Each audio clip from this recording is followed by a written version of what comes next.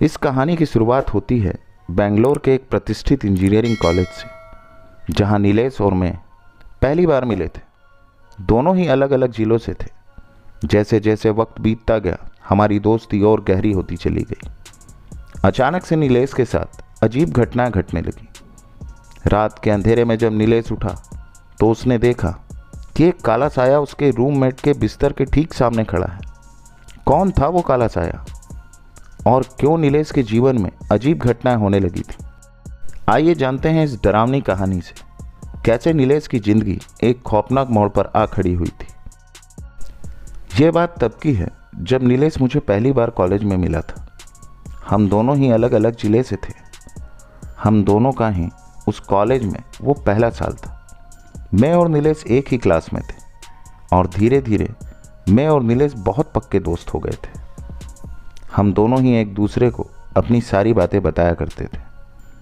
ऐसे ही एक दिन की बात है जब उसने मुझे पहली बार अपने डर के बारे में बताया। मैं आपको बता दूं कि नीलेश एकदम निडर लड़का था। उसे किसी भी बात से डर नहीं लगता था। नीलेश हॉस्टल में रहता था और मैं अपने रिश्तेदार के साथ उनके घर पर रहता था। उस दिन नीलेश बहुत ही सहमा हुआ था। मैंने उससे कहा, जो भी हुआ है मुझसे बताओ, मैं तुम्हारा दोस्त हूं यार। तब नीलेश ने घबराते हुए मुझसे कहा, भाई रात में जब मैं 1 बजे टॉयलेट करने के लिए उठा तो मैंने देखा कि एक काला साया मुझे देख रहा है, जो मेरे रूममेट के बिस्तर के ठीक सामने खड़ा था। मैं उस काले साया को अंधेरे में देखने की कोशिश करने लगा और जब मैंने मोबाइल का टॉर्च जलाया तो वो साया अचानक से गायब हो गया। मुझे लगा ये मेरा भ्रम है और फिर मैं सो गया। लेकिन फिर जब मैं अगली सुबह उठा तो मैं हर रोज की तरह कॉलेज के लिए तैयार हो रहा था। तो मैंने अपने बेंच पर देखा, मेरी किताबों पर काले धब्बे लगे हुए थे। लेकिन मुझे कॉलेज जाने में देर हो रही थी, तो मैंने उस बात पर ध्यान नहीं दिया और कॉलेज के लिए निकल गया। लेकिन उस दिन मेरा पढ़ाई में बिल्कुल भी मन नहीं लगा। फिर मैं शाम को जब वापस हॉस्टल से लौटा, मैं बहुत थका हुआ महसूस कर रहा था। मैंने सोचा थोड़ा नहा लेता हूँ।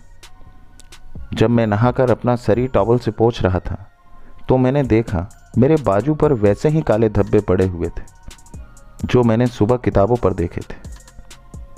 उसके बाद मैं डॉक्टर के पास गया, ये सोचकर कि मुझे कोई एलर्जी या बीमारी तो नहीं हो रही। डॉक्टर ने जब मेरे बाजू के काले धब्बे को देखा तो डॉक्टर ने कहा, कोई ऐसी बड़ी बात नहीं है, अलग अलग जगह के पानी की वजह से ऐसा हो जाता है, जो धीरे धीरे सही हो जाएगा। फिर मैं रिलैक्स हो गया और वापस अपने हॉस्टल आ गया। हर रोज की तरह मैं अपनी डायरी लिख रहा था। मुझे हर एक बात अपनी डायरी में लिखने की आदत है और उस समय मेरा रूममेट भी बाहर गया हुआ था। थोड़ी देर बाद डायरी लिखते समय मुझे एक आवाज़ सुनाई दी, जैसे कि कोई मुझे बुला रहा हो। 2-3 बार आवाज़ आने पर मैंने रूम का दरवाज़ा खोला और देखा हर किसी के दरवाजे बंद थे और गैलरी में कोई नहीं था। तभी गैलरी की लाइट्स अपने आप ऑन ऑफ होने लगी। अब मुझे थोड़ा डर लगने लगा था क्योंकि पूरा फ्लोर खाली था। फिर मैंने दरवाजे को बंद कर लिया और अपने बिस्तर पर सोने चला गया। लेकिन फिर अचानक ही मेरे दरवाजे के खटखटाने की आवाज़ मुझे सुनाई दी। मैंने डरते हुए दरवाजे को खोला तो मैंने देखा कि मेरा रूममेट बाहर खड़ा है। उसको देखकर मुझे अच्छा लगा। मेरी जान में जान आ गई। मैंने दरवाज़ा बंद किया और हम दोनों अपने अपने बिस्तर पर सोने चले गए। मैंने रात में सोचा ये सारी बात मैं तुम्हें बताऊं, और मैं फिर सो गया। सुबह उठा तो मुझे बहुत तेज बुखार था। फिर मैंने बुखार की गोली ली और कॉलेज चला आया। मैंने कहा, नीलेश तू ये हॉस्टल खाली क्यों नहीं कर देता? तो उसने कहा, हाँ हॉस्टल मैं भी खाली करना चाहता हूँ, पर मैंने पूरी फीस जमा कर दी है और मेरे पास एक्स्ट्रा पैसे भी नहीं हैं, इसलिए मुझे 2 सप्ताह और इस हॉस्टल में रुकना ही पड़ेगा। तभी मैंने कहा, तो नीलेश भाई बताओ मैं तुम्हारी क्या मदद कर सकता हूँ? तो नीलेश ने मुझसे कहा, भाई 2 हफ्ते तक तुम मेरे साथ मेरे हॉस्टल में रह लो। मैंने कहा नीलेश, मेरी गांव की टिकट आज ही की है। मैं तुम्हें बताना भूल गया था कि आज मुझे गांव ज़रूरी काम से जाना पड़ेगा। लेकिन नीलेश भाई तुम चिंता मत करो, मैं 1 हफ्ते बाद वापस आऊँगा, फिर मैं तुम्हारे साथ हॉस्टल में ही रुकूँगा। नीलेश कहता है ठीक है भाई, तुम जल्दी आना। इसके बाद मैं नीलेश को छोड़कर अपने गांव चला आया। 1 हफ्ते बाद जब मैं वापस कॉलेज आया तो मैंने देखा नीलेश कॉलेज में नहीं था। फिर मैंने सोचा नीलेश को कॉल करता हूँ। मैंने कॉल किया पर उसका मोबाइल स्विच ऑफ बता रहा था। मैंने नेट ऑन किया, सोचा कि उसको व्हाट्सएप पर मैसेज कर दूँ। जैसे ही मैंने अपना नेट ऑन किया तो उसके कई मैसेज पड़े हुए थे। मेरे गांव में नेटवर्क नहीं रहता, इसलिए मैंने अपना मोबाइल चेक नहीं किया था। ये मैसेज नीलेश ने मुझे 4 दिन पहले ही भेजे हुए थे। मैं आज उसे देख रहा था। नीलेश ने उसमें लिखा था कि मैंने तुम्हारे पास कई बार कॉल किया पर तुम्हारा नंबर नेटवर्क क्षेत्र से बाहर बता रहा था, इसीलिए मैं व्हाट्सएप पर मैसेज कर रहा हूँ, क्योंकि मुझे लग रहा है कि वो मुझे छोड़ेगा नहीं, मैं बच नहीं पाऊँगा।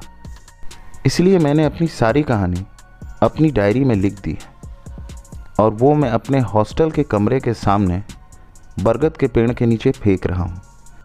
अगर मुझे कुछ हो जाता है तो मेरी डायरी से मेरी ज़िंदगी की असलियत लोगों के सामने ज़रूर तुम लेकर आना। तुम मेरे भाई से भी बढ़कर हो। बस इतना ही मैसेज नीलेश ने मुझे भेजा था। मैं उसके हॉस्टल के सामने बरगद के पेड़ के पास पहुंचा, जहां मुझे एक डायरी मिली। मैंने उस डायरी को खोला तो देखा कि यह नीलेश की डायरी है। मैंने देर किए बिना डायरी उसी पेड़ के नीचे बैठकर पढ़ना शुरू कर दिया। जहाँ तक नीलेश ने मुझे अपनी कहानी बताई थी, उसके आगे के पेज को मैंने पलटा। वहाँ नीलेश ने लिखा था, आज मैं जब वापस अपने हॉस्टल में रात के समय आया, मैंने अपने कमरे में पहुंचकर देखा मेरा रूममेट वहाँ नहीं है और सारे कपड़े और सामान बिखरे पड़े हैं। मुझे लगा कि मेरे बगल के रूम वालों की यह हरकत होगी। मैं बाहर गया और मैंने देखा कि फ्लोर पर सबके रूम में ताले लगे हैं। फिर मुझे लगा कि शायद ये मेरे रूममेट ने ही किया होगा। मैं रूम के इस हालत के बारे में हॉस्टल के मैनेजर को बताने गया और मैंने अपना रूम नंबर बताया। मैंने ये भी कहा मुझे शक है ये सब मेरे रूममेट ने ही किया है। तभी मैनेजर ने रजिस्टर निकाला और मेरे रूम नंबर की लिस्ट निकाली और उसने जो कहा उससे तो मेरे पैरों तले मानो धरती खिसक गई हो। उन्होंने कहा, तुम्हारे रूम में सिर्फ तुम ही रहते हो, रजिस्टर में सिर्फ तुम्हारा ही नाम है, इस रूम में अभी कोई और नहीं रहता। मैंने कहा, नहीं, वहाँ एक लड़का मेरे साथ रहता है, उसका नाम राहुल था। तभी मैनेजर ने थोड़ा सोचने के बाद बताया कि राहुल नाम का लड़का आज से 1 साल पहले उसी रूम में रहा करता था, जिसकी लाश एक दिन उसी कमरे में मिली। उसने चिट्ठी में लिखा था कि फेल होने की वजह से और पढ़ाई की डिप्रेशन की वजह से वो सुसाइड कर रहा है। इतना कहकर मैनेजर अपने घर की ओर निकल जाता है। मैं बहुत ज़्यादा डर चुका था। मैंने सोचा अपना सामान पैक करके यहाँ से निकल जाता हूँ। कुछ दिन मैं कहीं भी रह लूँगा, पर यहाँ एक पल भी नहीं रुकूँगा। मैं अपने रूम में पहुँचा और सामान पैक करने लगा। अचानक ही कमरे का दरवाज़ा बंद हो गया। मैंने दरवाज़ा खोलने की कोशिश की पर वो नहीं खुला। तभी मैंने जल्दी से अपना मोबाइल निकाला और तुम्हें फ़ोन लगाना शुरू कर दिया, पर फ़ोन नहीं लगा। तो मैंने तुम्हें व्हाट्सएप पर मैसेज कर दिया और तभी मेरे सामने राहुल की आत्मा आकर खड़ी हो गई। मेरे कमरे में एकदम अंधेरा हो गया था। मैंने अपने आप को बाथरूम में बंद कर लिया और टॉर्च चलाकर डायरी में ये सारी बातें लिखकर खिड़की से पेड़ के नीचे फेंक दिया। इसके आगे डायरी में कुछ भी नहीं लिखा था। नीलेश के साथ क्या हुआ ये मुझे जानना था, इसलिए मैं नीलेश की डायरी को पढ़ने के बाद तुरंत ही उसके हॉस्टल में उसके मैनेजर से मिलने गया और उनसे पूछा कि नीलेश कहाँ है। उन्होंने दुख से बोला, 3 दिन पहले सुबह उसके कमरे में उसकी लाश मिली, अब वो हमारे बीच नहीं रहा।